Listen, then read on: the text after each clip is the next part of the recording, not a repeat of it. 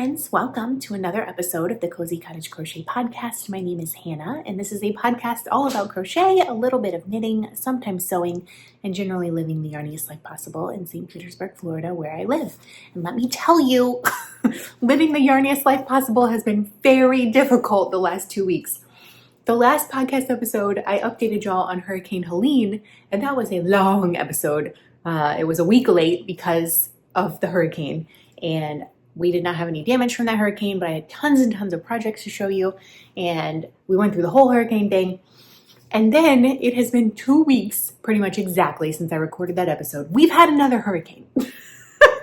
We had Hurricane Milton, which pretty much hit us almost dead on.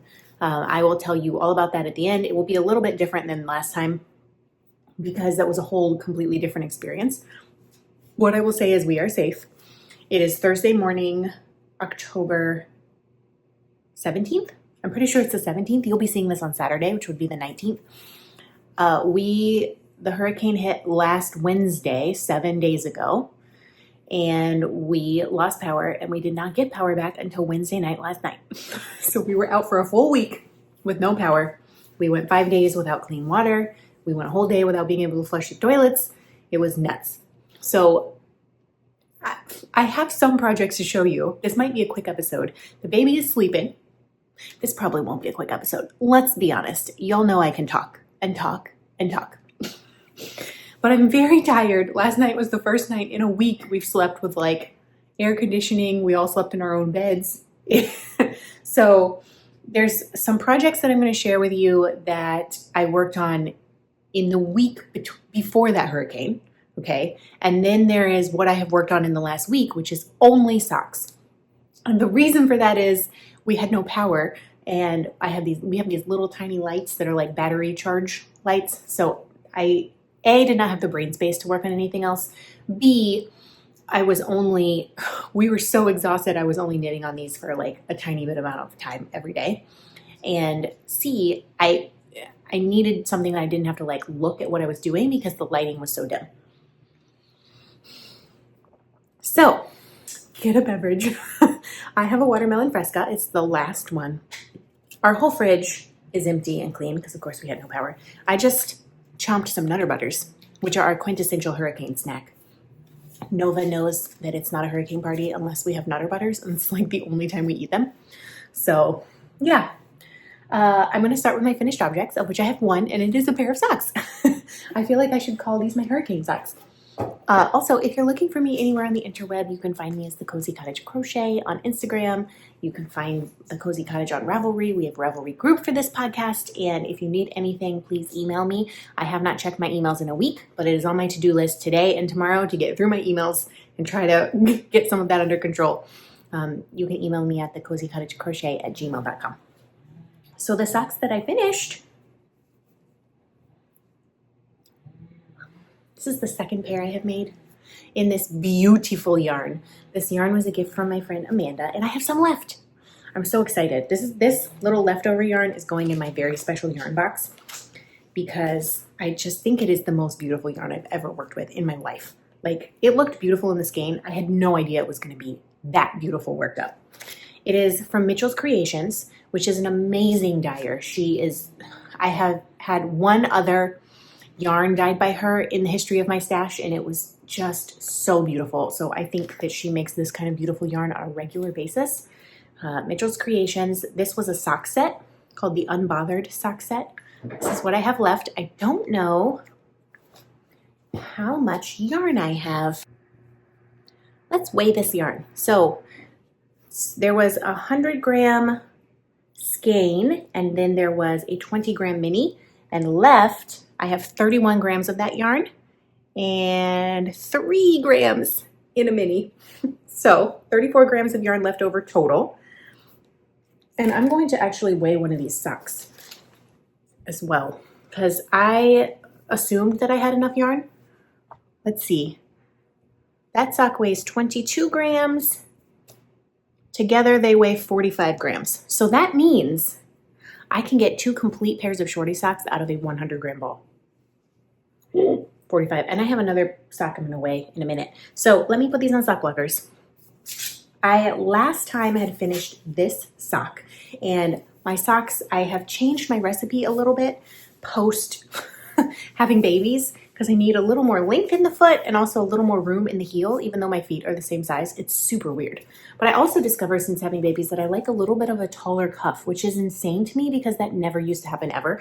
I used to knit 12 rounds of ribbing and 12 rounds of stockinette, and now I knit 15 rounds of ribbing and 20 rounds of stockinette before I do the heel on a shorty sock. So this is the one I had before, and this is the one that I finished during the hurricane. So this is mostly the project I have been working on the last 7 days, just here and there. When you saw it last, I had just gotten to where the heel was going to start. So I finished the heel, I did the entire foot, and I did a rounded toe. So my recipe currently is cast on 64 stitches on 2.25 millimeter needles. That's really not important for you to know the needle size because you have to find what works for your foot, right? I'm a pretty tight knitter. I'm a very tight crocheter, so I prefer a smaller needle and more stitches. So 15 rounds of 2x2 ribbing, then I do 20 rounds in plain stockinette. This actually has 21 rounds because if you can tell, there's one round of stockinette in blue before I change, and that is to avoid having the purl bumps in a different color at the bottom of this ribbing. So this technically has 21 rounds. Then I did a fish lips kiss heel, just knit straight stockinette for the foot, and did a rounded toe from Mina's 2 at a time vanilla sock recipe. She's a knitting expat. I think it's that pattern. I have it memorized. I have tried wedge toes. I've tried square toes. I tried umbrella toes. The rounded toe is the one that fits my fat toes the most. And if you look at my feet, you're gonna be like, your toes are normal. Yeah, they look normal, but guess what? I have fat toes. It's not a problem, except that it is a problem. It has been a problem my whole life in shoes and in socks, that the seam on socks always rubs my pinky toe because it goes right across. And there are certain shoes that I've never been able to wear because my toes are too wide. And in fact, after I had Noah, I had to get surgery on my big toes because my toes actually my toenails were too wide for my toes. That was a whole nightmare. You remember if you were there. I don't want to talk about it again because that was a trauma I shall never recover from, having millimeters of my toenails removed permanently. So, what was I saying? A rounded toe is my favorite. And this, of course, I have mentioned 100 times on this podcast, but I will keep shouting its praises because I love it. It is my favorite knitting notion ever. It is the sock ruler from Twice Sheared Sheep. And it's basically a slap bracelet. Oop. But it is a ruler on one side, centimeters and inches, and on the other side, it gives you in US sizes how long to knit your sock. And I just use this every single time. I don't have to count my rows, and they fit perfectly. So you can knit kid sizes, women's sizes, and men's sizes. And I have used this to knit my mama pair of socks as well. Just use this sizing ruler. So I'll link to it below. If you're a sock knitter, you need it. I really think you need it. So yeah, these I am just in love with. They have not been washed, but the ends are woven in, and I'm really sad that I'm done with them almost because they are just as beautiful in real life as they are on camera. This yarn is luminous, and every stitch I have enjoyed working on. It's just so beautiful, and I'm just thrilled. I'm thrilled to have these as a pair of socks. I made my mom a pair of the exact same socks, except she had a blue toe. So I used this blue contrast color on her socks for the cuff and the toe, but I knew I wasn't gonna have enough to do that on mine, so mine just have regular yarn for the toe. So that is my finished object. Oh, it's so beautiful. I'm so happy with those, and I'm really sad to not be working on them anymore. And it's been a while since I've had that kind of a feeling at the end of a pattern. Normally I'm like, oh, I'm so excited to be moving on to the next thing, but those are like, I don't know, I've just enjoyed the process so much. So I do have some works in progress, all of which have had a tiny amount of progress. I have 1, 2, 3 works in progress, and then I have 2 tales of woe. Or as the Knitmore girls say, when knitting attacks. But I should say when knitting and crochet attacks, because I have a crochet attack as well. I'm going to show you the other sock whip first because this is the other thing that I worked on during the hurricane, and it got pretty far as well. but I didn't have any energy to do the rest. So this is where I was last time, about halfway through the cuff. I finished the cuff, same exact recipe that I just shared with you. Put in a fish lips kiss heel, and now I am knitting down the foot. The yarn, I have this much yarn left, so I believe that I will have plenty of yarn. This is the one you saw last time. These are Christmas socks. This was also from my friend Amanda, and she, I believe, had made some socks with this yarn and sent me the leftovers. It is a West Yorkshire Spinners Christmas colorway, and I think it's Vintage Tencel is the colorway. 1051, 75% wool, 23% nylon, 2% polyester. And I'm pretty sure the polyester is the sparkle. It's so great. It's so sparkly. Yeah, West Yorkshire Spinners Signature Sparkle 4-ply. And I love these. This has put me on such a Christmas sock kick, and I am not doing any kind of yarn management with these. I just literally picked it up and started knitting. But look at this heel on the first one. I think that's so cool to have a symmetrical heel like that. This one is not that symmetrical because, as you can see, you have where I ran out of the red and the fish lips kiss heel. When you pick up those short rows, it shows you. But I don't mind that heel either. I think it's cute. And I think that they're clearly like meant to be worn on Christmas. So that's what I've been working on. I will be starting a new pair of socks soon. I'm into Christmas socks at the moment. But yeah, I thought maybe I would get those done, but our power miraculously came on back last night. So then the time that I would have spent knitting, I was cleaning. And then I was just too tired to do anything else. Oh, I wanted to weigh that sock. Because if I weigh these, then I know exactly how much yarn I need to make a pair of shorty socks. Those other ones were 45 grams. Yeah, this one sock is 22 grams. In total, those other two socks were 45. So I'm gonna say, to be safe, I need 45 grams. I'm guessing one sock is 22 and a half approximate grams, which is really great for a shorty sock. So that means in any 50-gram ball of yarn, I can get one complete pair of socks for my size feet using that recipe with no adjustments for cuff, heels, toes, contrast colors. I can just take a 50-gram ball of yarn and get 2 pairs of socks, or 1 pair of socks. That also means I can take a 100-gram ball of yarn and get 2 pairs of socks. I wonder what it would be. Does anyone know how much a cuff, if you do contrast cuff, heels, and toes, how much yarn that weighs? It's probably about 10. If you get a 20-gram mini, let's do math, okay? Let's do math on the fly. If you have a sock set that comes with a 20-gram mini, like for example, the one that I had 3 grams of yarn left from that 20-gram mini after doing cuffs, heels, and toes. So that's 17 grams of yarn. If you divide that by 2, that's like 8.5 grams of yarn. So if, let's just say 9 to be safe. If you take 23 grams and subtract 9, that is, why is this the hardest math? 14 grams. So to make a pair of socks with contrast cuffs, heels, and toes, I would need 28 grams of yarn plus 17 to 18 grams of yarn for contrast. So if I had, I'm going to say 25 to be safe because I don't like saying 23. Like, you just never know. Like, if your gauge changes, something could happen. So let's say if I have 25 grams of yarn and I add a contrast color to it, I can make a pair of shorty socks. That's incredible. I'm really happy with that. Thank you for coming to my figuring that out live on camera, where you discuss and discover that I cannot subtract 9 from 23. On to the patterns that I've been working on. They've only gotten a little bit of work because we were recovering from a hurricane, then we were prepping for a hurricane, then we had a hurricane. But that is life, I suppose. What I had really hoped to have finished, but I haven't touched it in over a week, was the whirligig hat. And I am making this yarn. It's patterned by Abby Made. I talked about this at length in the last 2 episodes. I am making it in yarn from the Hooks and Needles subscription box. And it is Merino Essence 100% unshrinkable extra fine merino wool. It is a worsted weight yarn.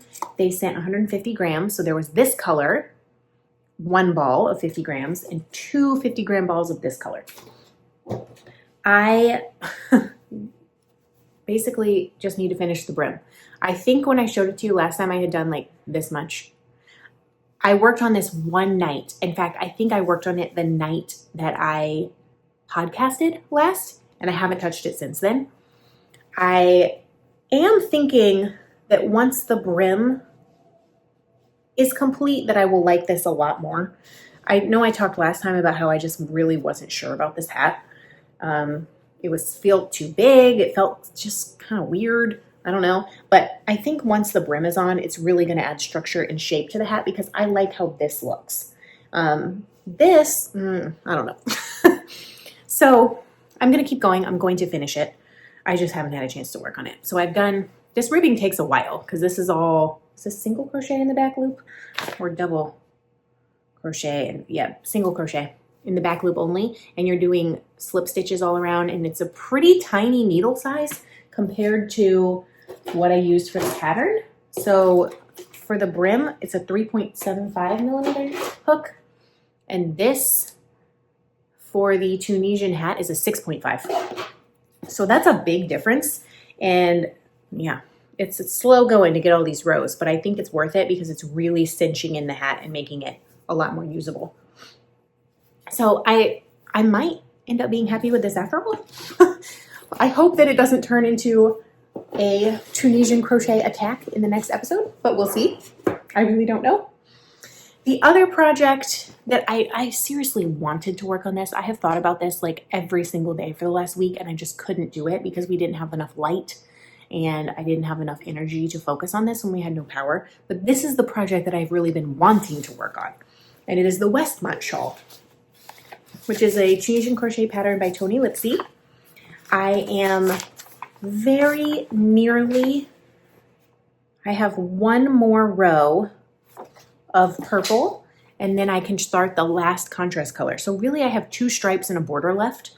Now each row takes me half an hour currently, so this is not a quick project, but if I had done even one row every single night, I would be almost through the last contrast stripe, but I just didn't have enough light to be able to do that.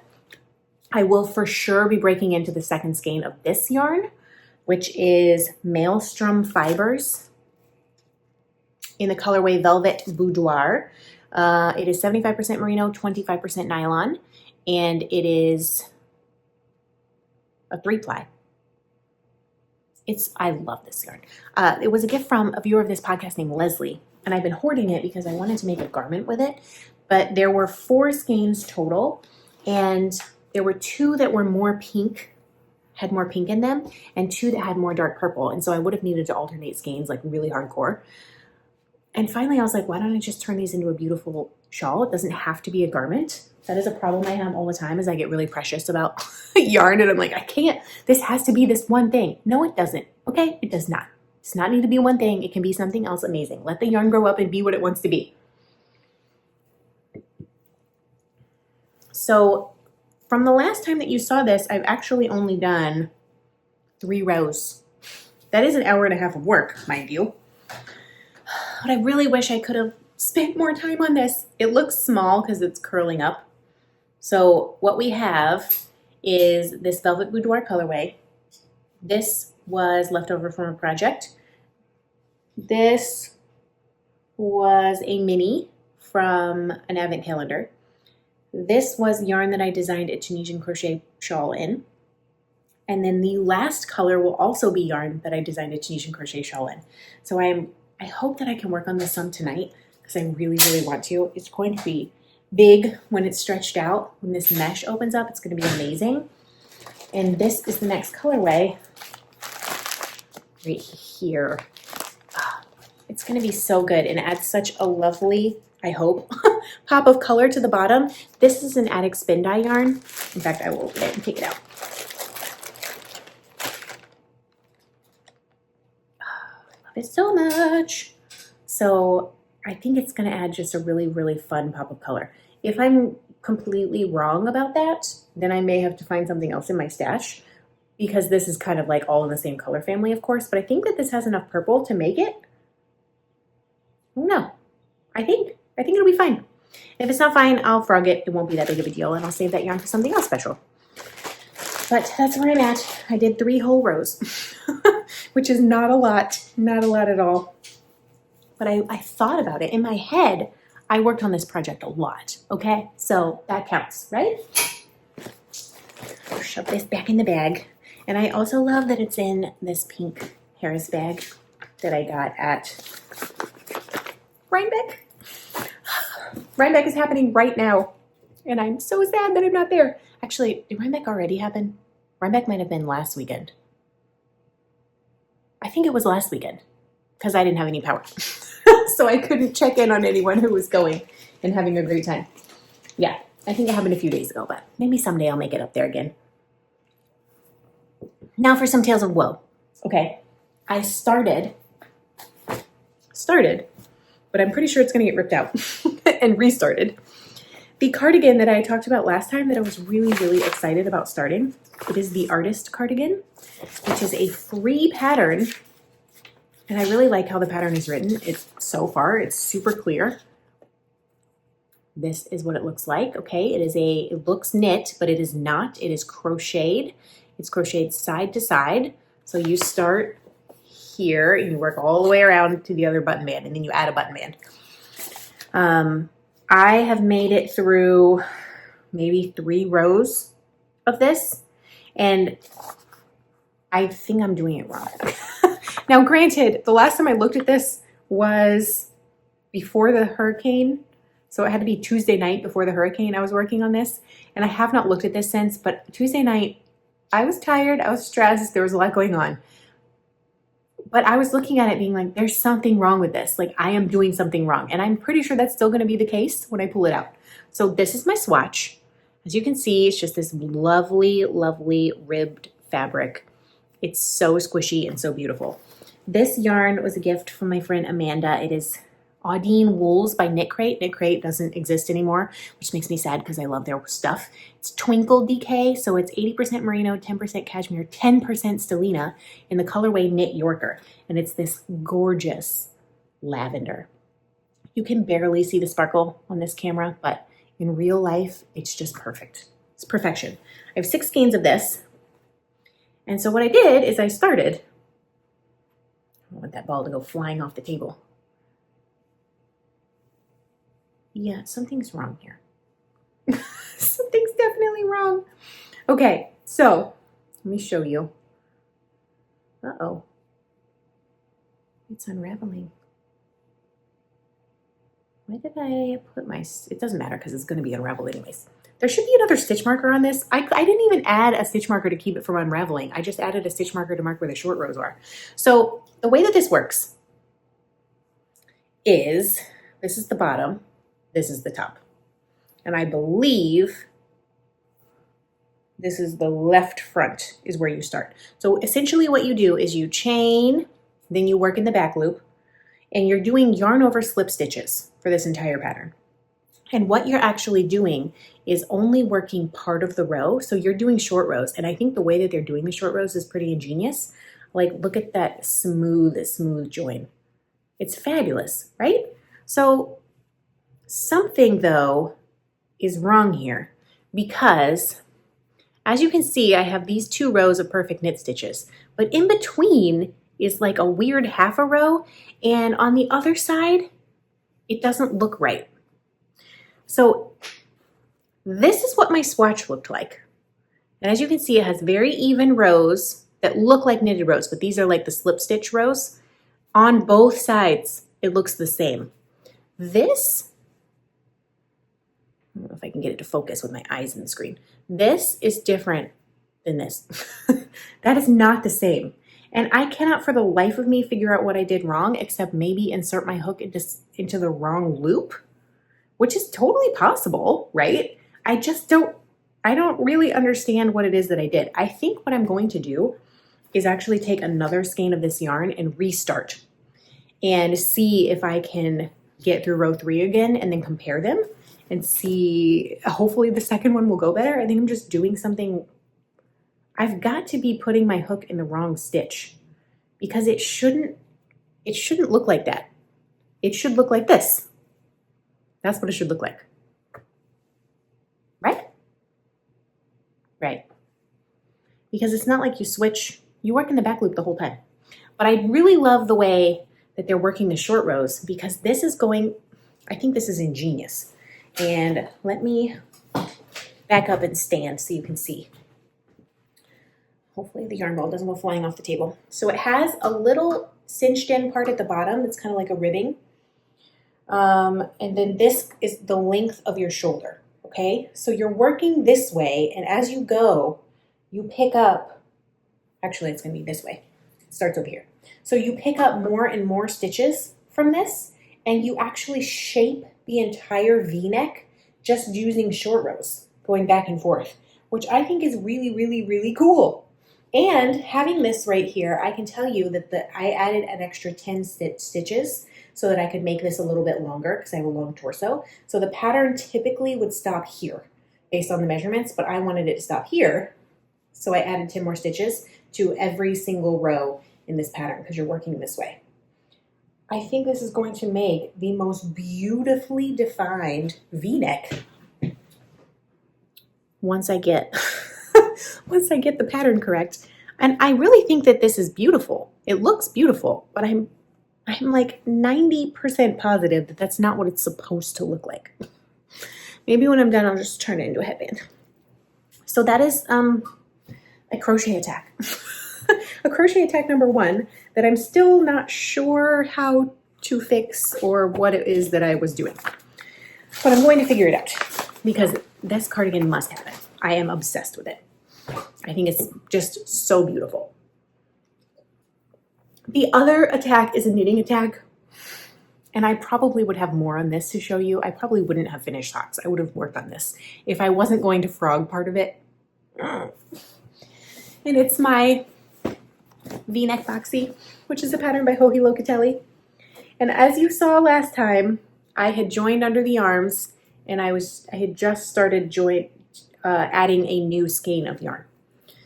However, it is pulling and I can't deal with that. So I am going to have to frog. I'm going to pick up stitches and frog back and start alternating skeins. Let's see if I can show you. It's not going to show that well, is it? Where did I add? Right here. You see this? See these splotches of color? And I knew that it was going to be a possibility for it to do that because I'm now working in a fixed amount of stitches. So when I was working the front panel, the back panels, joining under the arms, we were increasing every single row. There was a different number of stitches. So that kind of avoided some of the pooling. Well, you can see it over here too. It's splotchy all the way around, like tiger stripes. Not tiger stripes, leopard spots. And there's some on the back. The back is not quite as bad as the front, but it's definitely pooling in the front. And this skein of yarn is more saturated in certain places than the other one. Let me show you. This is the third skein of yarn that I added because I started helical knitting to see if that would help. And it does help. It disperses the color a lot, but it's not going to help what I already did. This one has more color. You see how this has more dark colors in it than this one? And you can even see it from up top. There's a lot more purple. And I wasn't really paying attention to that. I just grabbed one out of the bag. I also have 2 more that seem pretty similar to that.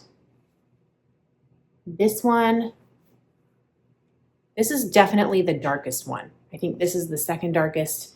Then these 2, this is the lightest. So I'm going to frog back to where I joined this dark skein in, the darker one. I'm going to re-pick up the stitches. Then I am going to helical knit the entire thing. So I will have 2 balls of yarn on the go at all times, which is fine. I don't mind helical knitting. It's a little bit more yarn management, but it will disperse these. I'm basically just alternating skeins. And so if you don't know what helical knitting is you're just knitting in a spiral with 2 skeins. So you knit almost an entire round with 1 skein. You slip 3 stitches, you pick up the second skein, you knit almost an entire round and you slip 3, and you just keep doing that and doing that and doing that. And you can look on YouTube. There's tons of tutorials for how to do that. But basically I need to go back and pick up right about here. So I need to rip out an inch or 2 inches, maybe an inch and a half, right where that hole is. I need to pick up stitches there. And that, thankfully, thankfully I had enough in the first skein to get me all the way through this. It's gonna land me right about here, which is fine because that's underneath the join for the V-neck. If I had to rip back to working flat, no, it wouldn't happen. I would figure it out. So yeah, I'm really sad about that. I don't think I can put this on. I think it's too small with the cable. The question is not, can I put it on? The question is, will I be able to get it off afterwards? And the answer is probably no. But this is kind of what it's gonna look like. I'm just gonna put one shoulder on because it's definitely not gonna get over my other shoulder. I can tell you that the V-neck is perfect. The color is perfect. The sweater is perfect, except for the color pooling. And I know some of you are like yelling through your screen, like, it's fine, it's beautiful. I know. I'm just not a color pooling fan. I hate it. And if it was doing that over the whole sweater, it wouldn't bother me, but it's not. This part is just so beautifully blended, okay? And for it to have all of these really dark spots right here across my chest is not the look I am going for. So this yarn has been waiting since 2022, right? At Rhinebeck to make this sweater. I'm gonna keep working on it until it's perfect. I could have probably picked up those stitches already. I just didn't want to until I showed you what it was that I was doing. And then of course a hurricane came, so it didn't even matter. So that is all the yarn, actually more than I thought. This morning I was like, oh man, I'm gonna have like a pair and a half of socks to talk about and that's it. Well, that's not true. I have 2 yarn attacks and a tiny bit of progress on 2 other projects. I do have a little bit of happy mail incoming. And these are both stress purchases from the last hurricane. So I don't know, it just, when the hurricane came and all the emotions I was having, every once in a great while, the internet will get me. And it got me. And I ordered some yarn, which I did not need to do, but I don't know, I was feeling stressed and this made me feel happy inside. And then when I got it in the mail, it really made me feel happy inside. Thankfully, they both came before the second hurricane hit. I didn't order anything from the second hurricane because I already spent too much money, but also I didn't have any power, so I couldn't have even if I wanted to. What I ordered is some sock yarn. You're gonna see it. It's from Hobie.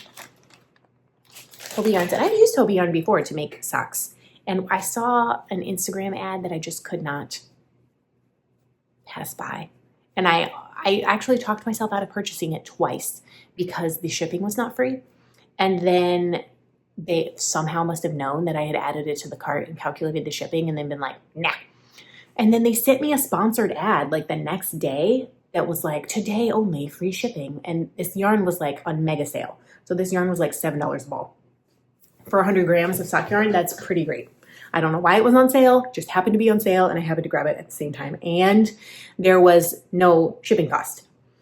So what I got was Halloween sock yarn, Christmas sock yarn, and a sparkly Christmas sock yarn. They're so pretty. I really wanted this to be sparkly, but they didn't have this colorway in sparkly. I think this is as close as you get. In fact, that might actually be the exact colorway. So this one is Christmas Sock Wool Glitter by Hobie, made in Turkey. It is 75% wool, 25% nylon, 2% polyester. That's the sparkle. This is mega sparkle. Like instead of having bits of sparkle, if I hold this, I don't know how well it's going to focus, but it basically, well, nope, it still doesn't. It's wrapped, the yarn itself is wrapped in a strand, one long unbroken strand of sparkle. It's one of the biggest, it looks like a piece of tinsel almost. So I love it. Those are definitely going to be Christmas socks. This is the, what does it say? Color number 6. This is color number, oh yeah, these are both color number 6. So they must be the exact same color. But I just thought this was so pretty, so Christmassy. This is the same 75-25 wool, and this Halloween one is color number 3, 75-25 wool. It is Halloween sock wool. This says superwash. Oh yeah, this is superwash too. It has a little not a dishwasher, a little washing machine thing on it. So I'm trying to decide what socks I should cast on next because the choices are too many. I should cast on these because of Halloween, but I kind of want to cast on Christmas socks. This one in particular. So we'll see what I decide. I do have an empty sock bag, and I don't like that to happen. I much prefer there to be socks in my sock bag. So 3 balls of yarn. This was $21 approximately. And then I made one more purchase because I went on the hunt for a specific yarn, and I actually found a place that had it. So if you have been watching this podcast for a while, you will know that I made a pair of socks. These ones in a yarn called Wisdom Yarns Saki Silk, and it is a 55% merino, 25% nylon, 20% silk. And that yarn was a gift from a viewer of this podcast named Rochelle. And I hoarded that yarn. I finally made socks out of it. And now that I know how much my socks weigh, I can totally make another pair of socks out of that same ball because it was 100 grams. And I had 2 balls of that, one of which I used for a prize for the Lisa Frank mail. These, you can see, are a little bit worse for the wear because I am not exaggerating when I say this. These are my favorite pair of socks I have ever made. And I think it's the silk content. There is something about these socks that is fabulous. They're like slightly cooler than regular socks. They're super soft. They feel like butter. They fit me perfectly. And these have been washed 100 times. Probably not that many because they haven't been done for that long. But I would venture to guess that these have gone through the washing machine and the dryer at least 20 times. I wear them multiple times a week. Now, I don't typically wear wool socks out in the world because it's too hot in Florida. That will probably change in December, and I'll bring out my socks to wear. But I wear these to sleep in. And so typically I wear them for 2 nights, and then I wash them because I'm just sleeping in them. I'm not like sweating in them. These, you can see they're a little fuzzy. They're a little pilly. The white is starting to show through a little bit, and that's the silk. I adore these socks. If I could wear them every single night to sleep, I would. That is how much I love them. And so I went on the internet and I was like, I need more of this sock yarn. Because if any of y'all have this sock yarn in your stash, please let me know. Do you want it? Can I buy it from you? Favorite pair of socks I've ever made, okay? They don't make this yarn anymore. It is discontinued. So I found some, though, at a little thrift store / craft thrift store in Oregon or no, Washington. It's called Wear on Earth. Wear on Earth Rewear and Yarns. That's what it looks like. And my packing slip came with a little handwritten note that says, "Thank you for your order. Take care, Elva." Because they're basically an older lady that runs this shop. Her name is Elva. So she sent me the yarn herself. And she has a lot of discontinued yarns. So if you're looking for a discontinued yarn, you may find it there. She had several colorways of this yarn. And they were $17 each. And I almost bought 3. But the shipping, was $15. Which I almost did not buy this, but please refer to that is my favorite pair of socks I have ever made, okay? And I decided it was worth it to basically pay for the cost of 3 balls of yarn and only get 2 because of $15 worth of shipping. But if the shipping had not been so egregious, I would have bought 1 more skein of this. So I got my 2 favorite colorways because she had 5 or 6 colorways of this yarn. And this one is called Summer Stock. And this one is called Spring Blossoms. And it's the exact same yarn. 55% merino, 25% nylon, 20% silk. So what my plan is to knit a pair of socks out of each of these. Then I'll have 3 pairs of silk socks and then save the 50 grams that are left over from these 2 and from the leftover ball of this so that when I wear those out, I can knit myself another pair. So I could theoretically get 6 pairs of silk socks. I truly don't know what it is about this yarn that is so magical, but I adore it. And I wish I had a million balls of it. Like, I think that it would make an amazing sweater. It's not itchy at all. Oh my gosh, can you imagine a sweater in one of these colors? Nope, I'm not gonna do it because it's $17 a ball from a rewear store and it's $15 shipping. But I'm so happy with these. So I'm really not upset that I made those hurricane purchases at all. But I typically don't do stuff like that. But I guess I just needed to feel better from all of the nonsense that was going on in the world. So I will be casting on, when those Christmas socks are done, a new pair of Christmas socks. And what will be going into this sock bag with the first pair that I finished is going to be one of these. Probably this one. That's the one I'm more leaning towards right now. So, delightful. Delightful. Excuse me. Sorry, the lighting is really weird in here today.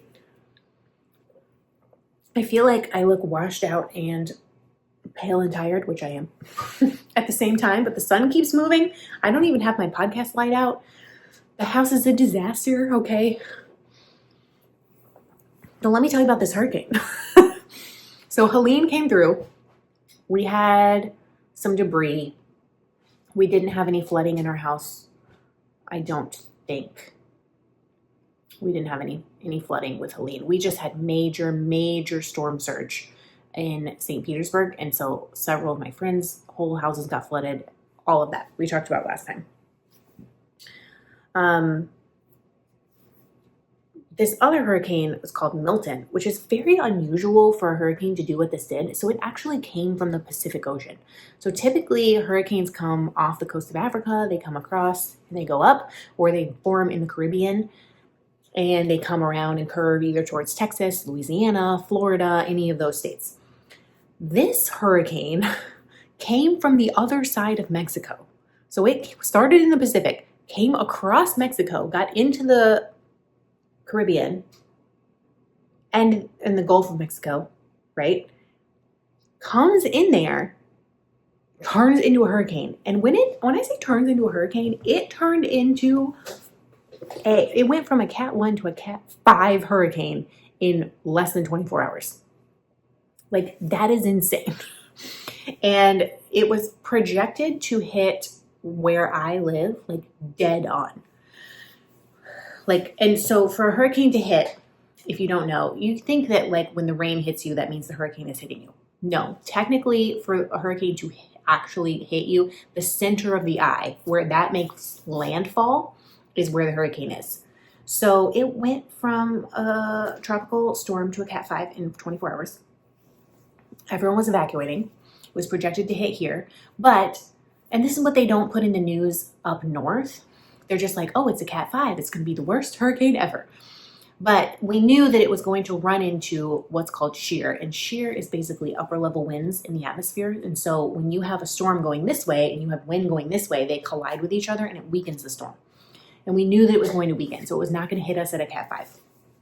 Where it was going to hit, they weren't really sure. Somewhere in Tampa Bay was the worst case scenario, because if it did that, we would have storm surge even higher than we did with Helene 2 weeks ago.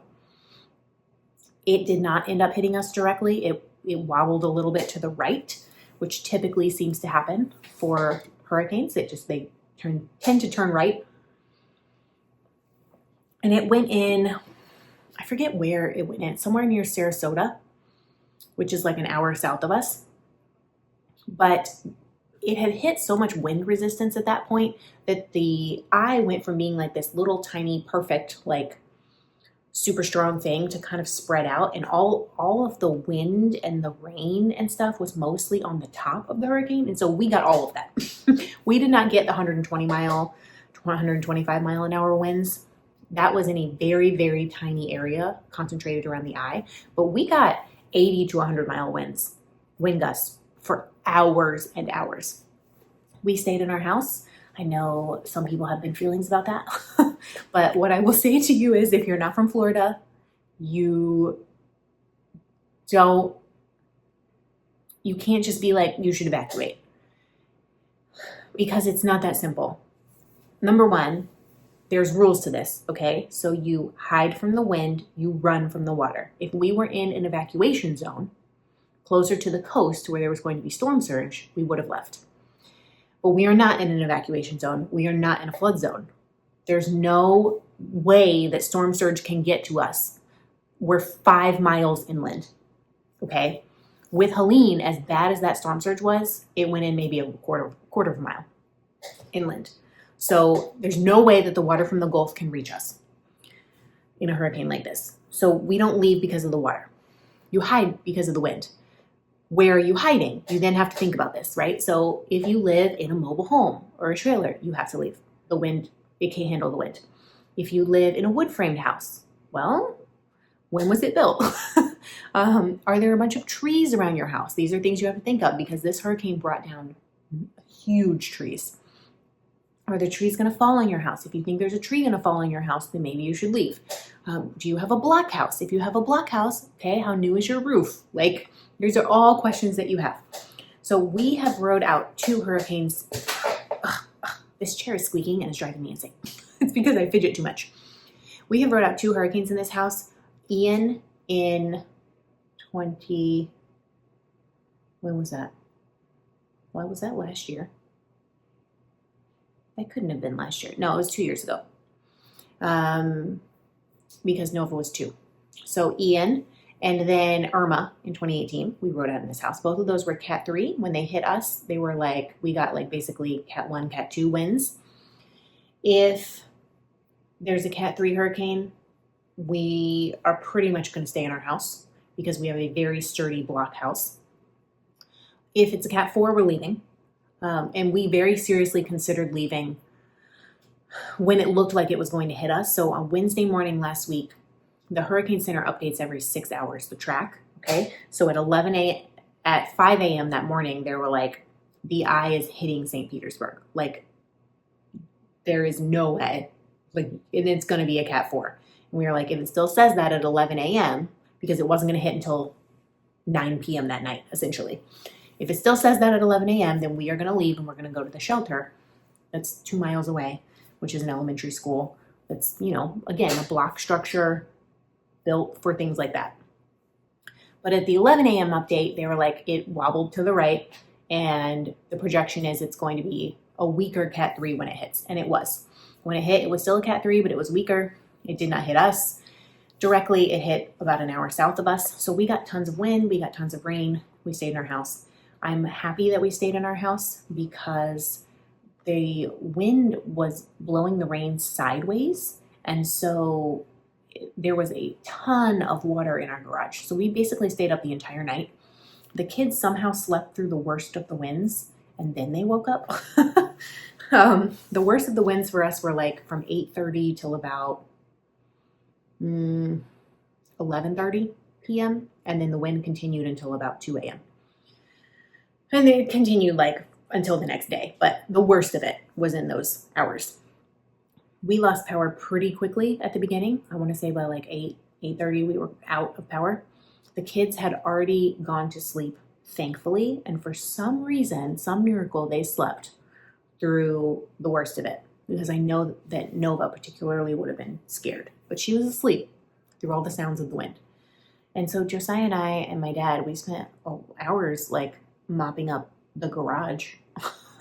Like we have a mop bucket, a fairly good sized mop bucket, and the water just kept coming in. And it wasn't rising water. It was water being blown sideways, like through the cracks of the garage door. And we have an overhang on our house. So typically when it rains, it falls down and goes into the street, right? But the wind was blowing it directly at the front of the garage door. So it was hitting the garage door, going down behind the sandbags and going into the garage. And we had sandbags and, all of that. Our backyard did flood. The building in the backyard flooded again, but it wasn't as bad as it was last time. So that's good. I want to say my husband emptied probably 20 to 30 mop buckets worth of water out of our garage. And then 4 or 5 inches at least of water out of the backyard. Not the backyard, the building in the backyard. We did not have any damage to our actual house, which was nice. After the main winds stopped, Nova woke up. She took an hour to go back to sleep. And so my husband's still mopping up water. I'm trying to put her back to bed. She was sleeping in our room. And then she settled back down, but then the baby woke up at 3 a.m. crying, and he never went back to sleep for the rest of the night. He was just awake. And so we had no power from 8 p.m. We did not flush toilets starting around then because it had been raining all day and the sewer system was just overloaded. We, for a whole day, could not flush the toilets. There was no sewer service in St. Pete. Like, you just couldn't do it. The sewer finally became available again, which that was by far the worst part. Not being able to flush a toilet in a house full of 4 adults and 2 babies. Then we were under a boil water notice until Monday.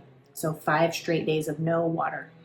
I mean, we had water, but it's not clean water. So you can't brush your teeth, you can't drink it, you can't, I couldn't bathe the kids because there's no way to keep it out of their eyes and their mouth. We did go Sunday morning. Some of our friends' parents, who are half an hour away in Clearwater, they were not under a boil water notice and they got power. So we took the kids up there and gave them a bath because they were stanky. But we still didn't have power for another 3 days after that. A tree fell behind our neighbor's house, and it's like a Jurassic level tree. Like, I'll try to put in a picture. The picture is not going to do it justice. This tree is, the roots, when it tipped sideways and the roots came up, the roots are taller than the house. Like, that is how big this tree is.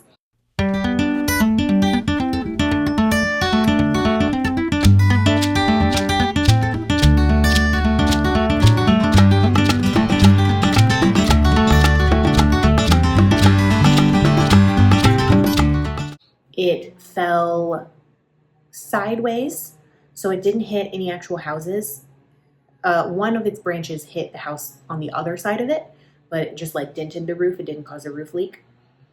But it took out their shed. It took out 2 fences. It is completely blocking the entrance to the elementary school that's behind my house.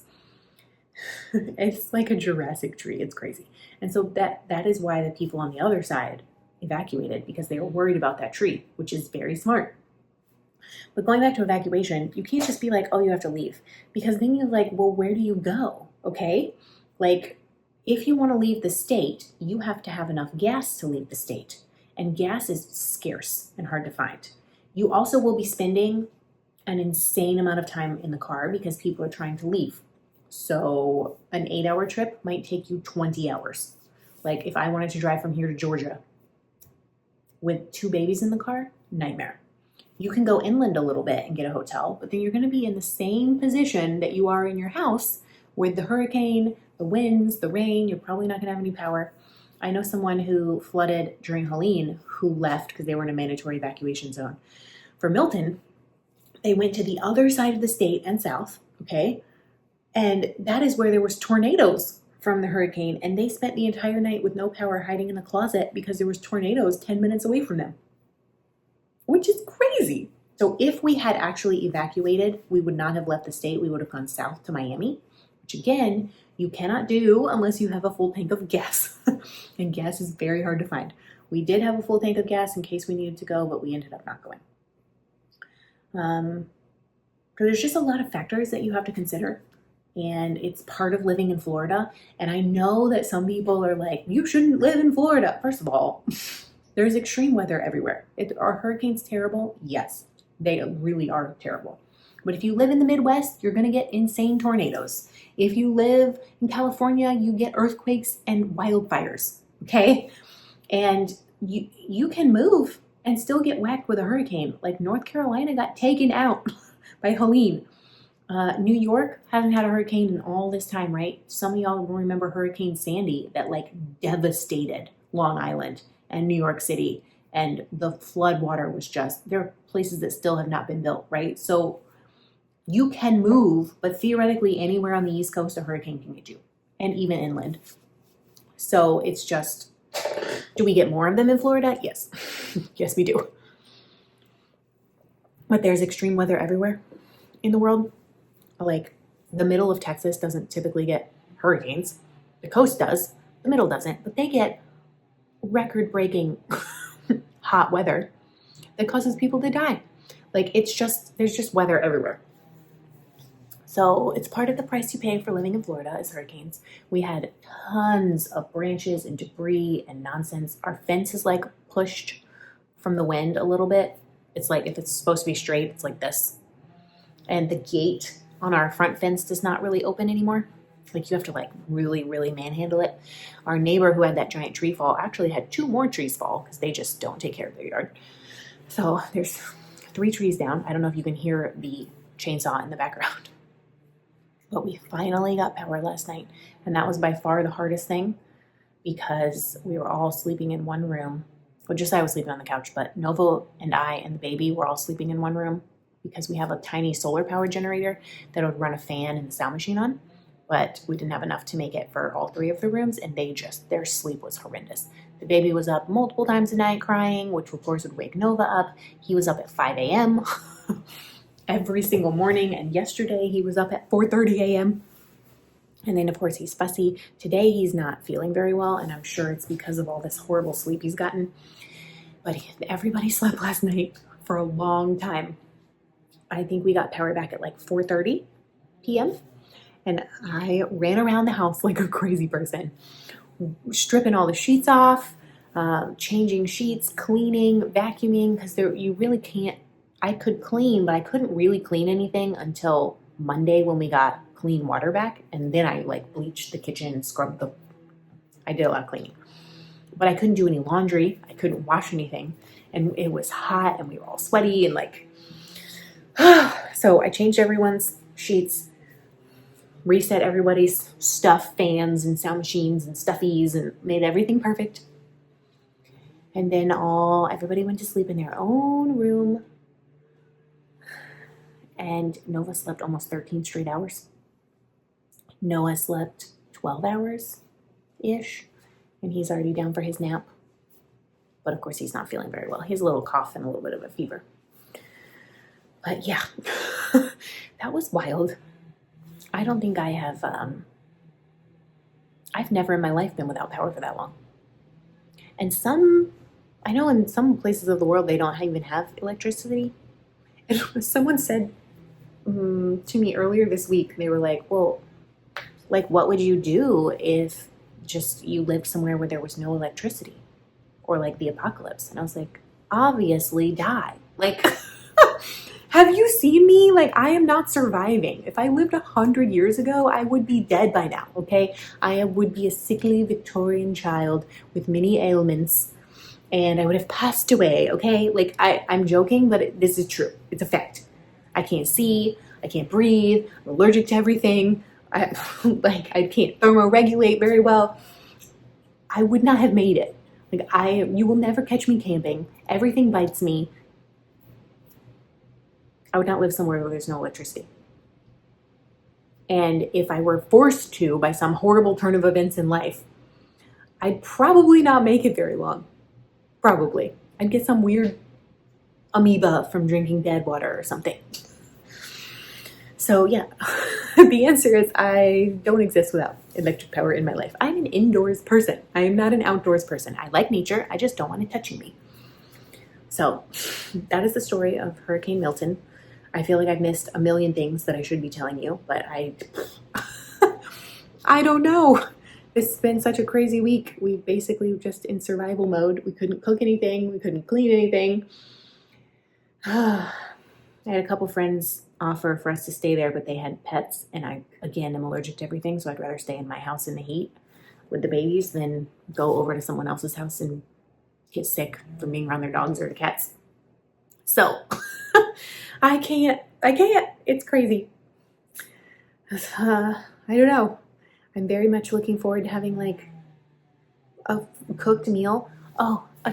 Here's a real tragedy from this hurricane.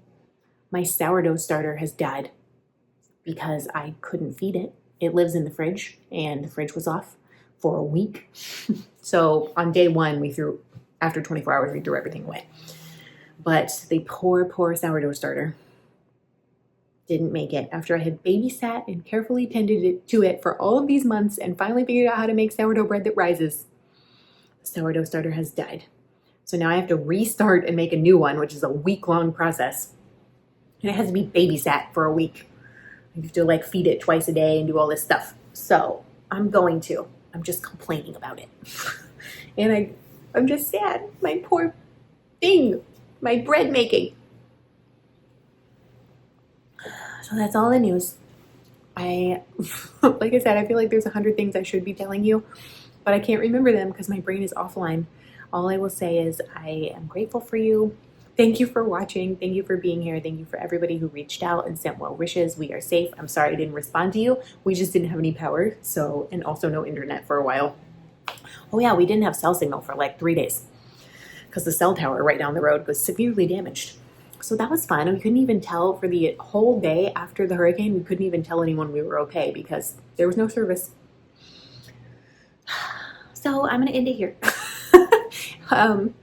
Hopefully nothing crazy will happen in the next 2 weeks. But, in the next 2 weeks, Halloween is happening. Halloween. And Nova's very much looking forward to that. So until I talk to you again, happy crafting. I hope that your weather is better than our weather. I hope that you have not been out of power for a week. Leave me a comment. Let me know what you're working on. Let me know, actually, Easter egg, if you've listened this long, let me know what the last thing you had to frog because of a knitting or crochet attack was. And if you comment with that below, I will randomly choose in the next podcast episode a giveaway winner. And I will mail you a little surprise package. It might be yarn, it might be notions, it'll be small. It'll be a little small package, probably this big, in the mail. I will mail you something fun to share the love. If you comment below and let me know what your last knitting or crochet attack is and how you fixed it, or did you fix it? So until I see you next time, I love you. Thank you for being here. Send some positive vibes our way. Bye, friends.